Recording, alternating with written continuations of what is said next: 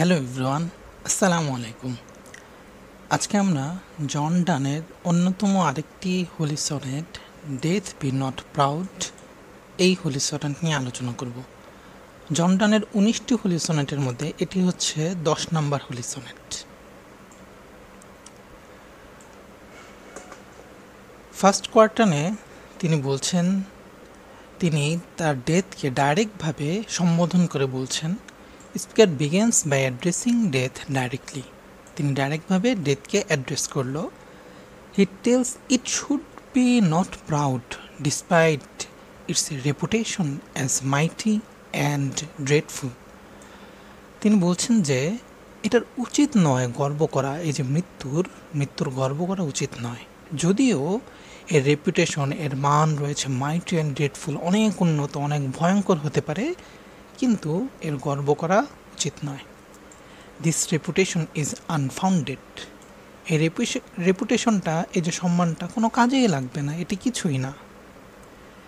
Many people say that death is so scary and powerful. অনেক মানুষ বলে থাকে যে এই যে ডেথটা অনেক ভয়ঙ্কর এবং অনেক পাওয়ারফুল, অনেক শক্তিশালী। The poet thinks that death can never destroy eternal life. কিন্তু আমাদের কবি জন ডান চিন্তা করলো যে ডেথ, ইটার্নাল লাইফ, আধ্যাত্মিক জীবন, এই যে সম্পূর্ণ একটি জীবন রয়েছে, আত্মিক জীবন, একদম শেষ জীবনটি এটি ধ্বংস করতে পারে না। He pities death because those it kills don't really die. সে ডেথকে ভৎসনা করলো, সে উপহাস করলো ডেথকে, মৃত্যুকে সে ভৎসনা করলো, কারণ it kills don't really die. মৃত্যু যাদেরকে মেরেছে আসলে তারা মরেনি। He also states that death can't kill him. এবং এরপর সে আরও বলে যে এই মৃত্যু তাকেও মারতে পারবে না, তাকেও সে ইটার্নাল লাইফ থেকে শেষ করতে পারবে না। According to the point, death is only a short grave sleep, but eternal heavenly life lies head. কবির মতে এই মৃত্যুটা হচ্ছে একটি, মানে কবরে একটি ঘুম মাত্র, কিন্তু ইটার্নাল লাইফ থেকেই, তখন থেকে ইটার্নাল লাইফটা শুরু হয়, ইটার্নাল লাইফ পুনর্জীবিত শুরু করে। কবির মতে এই লাইফটা হচ্ছে, আমরা থাকি সুজুর্নালে, অর্থাৎ ক্ষণিকের অতিথি হিসেবেই আমরা এই দুনিয়াতে থাকি। এই জন ডান এটি বুঝিয়েছেন। ইসলামে যে মৃত্যুর পর বারজাক, এরপর অনন্তকাল থাকতে হবে, এটি কিন্তু এই ফার্স্ট কোয়ার্টারে কবির ভাষায় তুলে ধরা হয়েছে। সেকেন্ড কোয়ার্টারে কবি ডেথকে বিভিন্নভাবে তুলনা করে এটি বুঝিয়েছেন যে comparing death to the rest and sleep. এই মৃত্যুকে একটি শান্তিময় একটি স্লিপ অথবা ঘুমের সাথে, তন্দ্রার সাথে তুলনা করা হয়েছে। Which are merely image of death. এটি মৃত্যুর একটি প্রতিচ্ছবি যেন ফুটে ওঠে এই স্লিপ আর রেস্টে। The speaker anticipates death not be even more plausible, death to be even more pleasurable than this activities. কবি এখানে বলছেন যে এই মৃত্যু হয়তো এর চেয়েও অনেক শান্তিময়, অনেক প্রশান্তিময় হতে পারে। এই যে রেস্ট অ্যান্ড স্লিপ, এই যে শান্তির জায়গা, মানুষ ঘুমালে অথবা তন্দ্রাচ্ছন্ন হলে কিন্তু বেশি প্লেজারেবল হয়, বেশি সুখময় হয়। কিন্তু কবির মতে মৃত্যু হয়তোবা এর চেয়েও বেশি প্লেজারেবল হতে পারে, রেস্ট অ্যান্ড স্লিপের চেয়েও বেশি প্লেজারেবল হতে পারে কবির মতে। এরপর তিনি বলছেন যে furthermore the best people die early and enjoy their rest. এখানে খুবই একটি গুরুত্বপূর্ণ বিষয় কবি এনেছেন যে best people die early and enjoy the rest. অনেক ভালো মানুষরা তাড়াতাড়ি মরে যায় এবং এনজয় দ্য রেস্ট, তাদের যে পরবর্তী জীবন সেগুলো খুব ভালোভাবে উপভোগ করে। পরবর্তী জীবন বলতে তাদের যে অনন্তকাল রয়েছে, আত্মা যে অনন্তকাল থাকবে, সেই রেস্ট, সেই ইটার্নাল লাইফটা তারা ভালোভাবে এনজয় করে। বেস্ট পিপলরা মৃত্যুকে কখনো ভয় পায় না।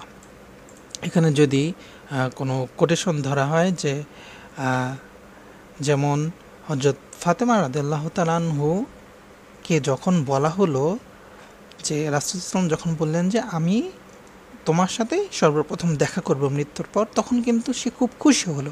সেই মৃত্যুকে খুব তাড়াতাড়ি খুব সানন্দে তিনি এটাকে গ্রহণ করলো। বেস্ট ম্যান, বেস্ট পিপল তার মৃত্যুকে কখনো ভয় পায় না। ইভেন সক্রেটিসকে যখন হেমলক দেওয়া হলো, হেমলক বিষ, তখন তাকে বলা হলো আপনি আরও লেট করতে চান কিনা। সে পুরা রাত সময় ছিল, কিন্তু সক্রেটিস হেমলক খুব তাড়াতাড়ি সে বলল যে যত দ্রুত সম্ভব আমি হেমলক পান করতে চাই অথবা আমি মরতে চাই। সে এই বেস্ট পিপলরা কখনো মৃত্যুকে ভয় পায় না। এরকম আরও উদাহরণ আছে যে এই বেস্ট পিপলরা কখনোই মৃত্যুকে ভয় পায় না। The wisest person in the earth who intonation the death most, যারা সবচেয়ে বেশি মৃত্যুকে মনে করে তারাই কিন্তু ওয়াইজেস্ট পারসন। এটি একটি অন্যতম গুরুত্বপূর্ণ কোটেশন হিসেবে ব্যবহার করা যেতে পারে। তাহলে best people die early and enjoy the rest, which represent nothing more than the resting of the body but the arrival of the soul in the after life. এই যে মৃত্যুটা আসলে কিছুই না, এই যে বডি থেকে শুধু একটু রেস্টিং হয়ে গেল, একটু আলাদা হয়ে গেল, এছাড়া কিছুই না। এবং আফটার লাইফ সোলের অন্য একটি দুনিয়ায় অন্য একটি দরজা খুলে গেল। The poet thinks that death actually liberates the soul from the prison of the body. The soul joins the journey of the eternal life. That is why virtual use die permanently. কবি এখানে বলছে যে এখানে prison of the body, soul from the prison of the body, just আলাদা হয়ে গেল। আত্মাটা এই যে দেহ থেকে আলাদা হয়ে গেল এবং সোল, এই যে আত্মা, ইটার্নাল লাইফের জার্নিতে যুক্ত হয়ে গেল। এজন্যই ভার্চুয়াস ইউথ ডাই পারমানেন্টলি, অর্থাৎ যে বেস্ট ম্যানরা তারা কিন্তু তাড়াতাড়ি মারা যায়, এনজয় দ্য রেস্ট, এই পরবর্তী জীবনকে এনজয় করার জন্য। এরপর কোয়ার্টানে জন ডান মৃত্যুর একটি ঘটনা বা ফেট হিসেবে তিনি উল্লেখ করেছেন। Death is fully controlled by fate and luck and often administrate by rulers or people acting desperately. এই লাইনটি অত্যন্ত গুরুত্বপূর্ণ। এই মৃত্যু কিন্তু কন্ট্রোল হয় ফেট এবং লাক হিসেবে। এটি কখনো কখনো এটি ভাগ্য হয় অথবা সৌভাগ্য হয়। আল্লাহ তাআলা যখনই কমান্ড করবে তখনই কিন্তু মৃত্যু হয়ে যাবে। এটি ফেট, এটি ভাগ্য, এটি কার কখন হবে এটি আমরা কেউই জানি না। অথবা লাক, অথবা সৌভাগ্য হতে পারে। ফেট লাক ভাগ্য হতে পারে, ফেট সৌভাগ্য হতে পারে। কি কাদের দ্বারা? রুলার্স অ্যান্ড ডিসপ্যারেটলি পিপলদের মাধ্যমে। রুলার্স যারা শাসকদের দ্বারা এটা কিন্তু দুনিয়াতে ভাগ্য হতে পারে। তারা যে কাউকে অনেক সময় মেরে থাকে, রাজা বাদশারা অথবা যারা ক্ষমতায় থাকে, শাসক শ্রেণীরা অনেক মানুষকে তারা যখন ইচ্ছা মারতে পারে। আবার ডিসপ্যারেটলি পিপল যারা অত্যন্ত হতাশাগ্রস্ত থাকে, তাদের জন্য এটি একটি দুর্ভাগ্য হতে পারে। তারা যে কোনো সময় সুইসাইড করতে পারে অথবা যে কোনোভাবে তারা মারা যেতে পারে। Here is the poet utters an unmistakable truth about death, that is, in front of death, slaves, servant, kings are all the equal. এখানে কবি একটি গুরুত্বপূর্ণ সত্য কথা তিনি তুলে ধরছেন যে ডেথের কাছে এই যে রাজা, বাদশাহ, চাকর, কিং, রাজারা সবাই সমান। এখানে কারো কোনো ভেদাভেদ নাই।